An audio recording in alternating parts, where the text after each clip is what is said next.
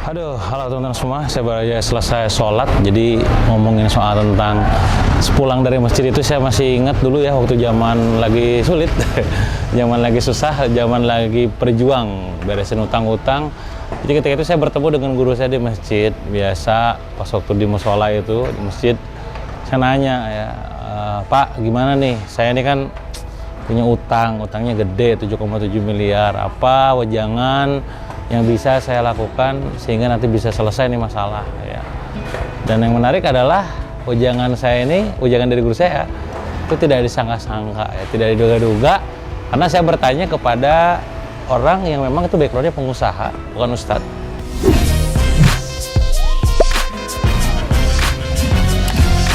Tapi justru malah pendekatan spiritual.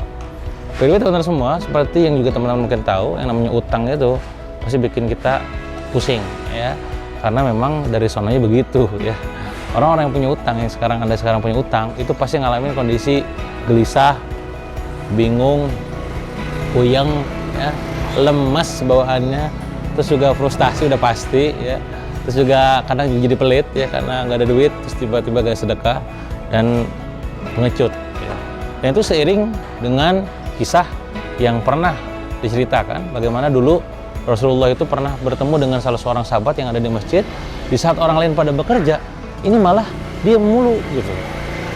Diam, ditanya sama Rasul, kenapa wahai engkau, ya, kenapa kamu teh gitu ya zaman sekarang mah. Ya dia bilang, bahwa iya ya Rasul, saya masih punya utang nih, bingung. Langsung Rasul ngasih sebuah petuah ya, mau nggak saya ajarkan sebuah doa yang ketika kamu amalkan itu bisa lepas dari utang masalah tersebut. Jawabannya adalah mau.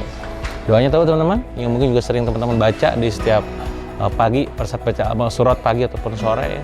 Apa itu? Allahumma inni a'udzubika minal hammi wal hazan, a'udzubika minal azzi wal kasal, a'udzubika minal jubni wal bukhli, a'udzubika min ghalabati din wa qahri rijal. Ya, jadi kalau kita preteli satu-satu nih, minal hammi wal hazan, berlindung kepada Allah dari ham, gelisah dan malas, kasal. Minal azzi wal kasal, dari lemah, lelah dan malas. Jubni wal bukhli, dari pengecut dan bahil, pelit. Min ghalabati din, kesewenang-wenangan orang dan lilitan hutang.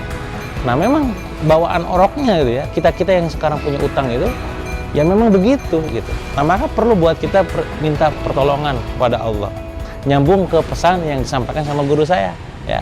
Jadi apa pesannya teman-teman? Nomor satu pesannya nih ya, Mas, kalau memang Mas pengen dibantu sama Allah ya, maka tugas kita adalah harus sering-sering bantu orang gitu. Bayangkan di saat kita lagi sulit ya, lagi susah, kita disuruh malah nolong orang lain, kan aneh ya. Tapi prinsipnya memang begitu tuh, bantu orang lain dahulu, dibantu Allah kemudian. Kalau kita pengen dipermudah urusannya di muka bumi ini, maka permudah urusan orang lain. Itu ada hadisnya banyak tuh. Nah, maka momen buat kita, buat pengusaha ataupun teman-teman semua yang sekarang lagi punya masalah, bantu orang lain, ringankan urusan orang lain. Semoga dengan begitu Allah membantu kita. Hal jazaul ihsan ilal ihsan. Tidak kebaikan kecuali dibalas dengan kebaikan pula. Itu nomor satu. Jadi bantu orang yang banyak itu amalannya. Nomor dua adalah yang juga ini menarik adalah, Mas, kita ini harus ngecek kondisi hubungan kita dengan orang tua dan pasangan kita. Wow, ini menarik ya buat kalian sekarang masih punya orang tua, harus dicek nih apakah orang tua Anda ini ridho dengan usaha Anda atau tidak. Itu nomor satu. Kedua adalah kalau Anda yang udah punya pasangan, cek pasangan Anda tuh ridho dengan apa yang Anda lakukan enggak. Jangan-jangan nih tiap harinya tuh nyebelin mulu gitu ya. Nah itu perlu dicek ya, karena ini ternyata keriduan pasangan, ridhonya orang tua menentukan hasil yang kita dapat ya, sehingga nanti kita bisa bergerak dengan leluasa. Itu nomor dua. Jadi cek ridho dari orang tua dan juga pasangan. Nah nomor tiga ini juga sangat menarik. Apa itu? Ternyata nomor tiga ini adalah, Mas, jaga banget sholat subuh jamaah di masjid dan kita bersedekah di pagi hari saat sholat subuh tersebut.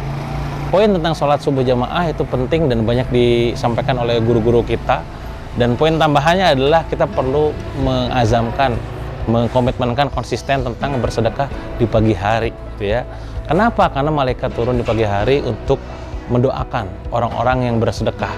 Dan bahkan mendoakan sebaliknya, orang-orang yang pelit itu didoain ya jadi bangkrut gitu kan. Nah kita yang sekarang pernah bangkrut atau sedang bangkrut, sedang sulit, sedang pusing, sedang punya utang gitu ya, makanya sedekah paginya kudu digenjot gila-gilaan ya. Sedekah pagi nominalnya nggak harus besar, yang penting konsisten ya. Mungkin di angka 10.000 Tapi kalau tiap hari kan jadi 30 hari tuh, jadi 300.000 ya. Kalau misalkan per pekan pun katakanlah 10.000, sebulan cuma 40.000. Ya jadi buat Anda yang lagi sulit ataupun susahan, nggak usah dulu mikirin target 1 juta, 2 juta, 3 juta, 10 juta, bahkan 10 juta tiap pagi. Yang penting komitmen tiap hari, bismillah, masukin kenceleng gitu ya di masjid, atau support teman-teman yang memang sekarang lagi bantu program macam-macam gitu ya, lewat sedekah Anda itu. Nah, buat Anda yang juga nanti akhirnya bingung nih, kadang kita mah butuh lingkungan yang positif kan. Nah, maka boleh juga tuh support gerakan dari Sidak ya, Surgakan Indonesia dengan Al-Quran. Ketika Anda support 10.000 per pekan, sebulan itu cuma 40.000. Atau katakanlah kalau Anda punya budget lebih ya silakan. Semoga itu jadi kebaikan buat Anda dan menjadi wasilah lunasnya hutang-hutang Anda, lunasnya segala kewajiban Anda, dan keluar dari permasalahan. Itu aja mungkin teman-teman ya. Jadi intinya adalah 3 pesan di guru saya ini patut kita coba, dan saya sudah mencobanya by the way, dan itu works gitu ya. Tinggal coba Anda buktikan. Nomor 1-nya adalah bantu orang, 2-nya adalah duanya adalah Anda pastikan satunya adalah bantu orang, yang keduanya adalah kita perlu sholat subuh, perlu mengecek ridho. Yang pertamanya adalah bantu orang, yang kedua adalah cek ridho orang tua dan pasangan, yang ketiga adalah subuh di masjid dan sedekah di subuh hari. Sekali lagi, mana mau support gerakan Sidak, silakan kolom komen dicek dan deskripsinya dicek, langsung sedekah di situ ya. Itu aja mungkin, insya Allah ketemu lagi di lain waktu.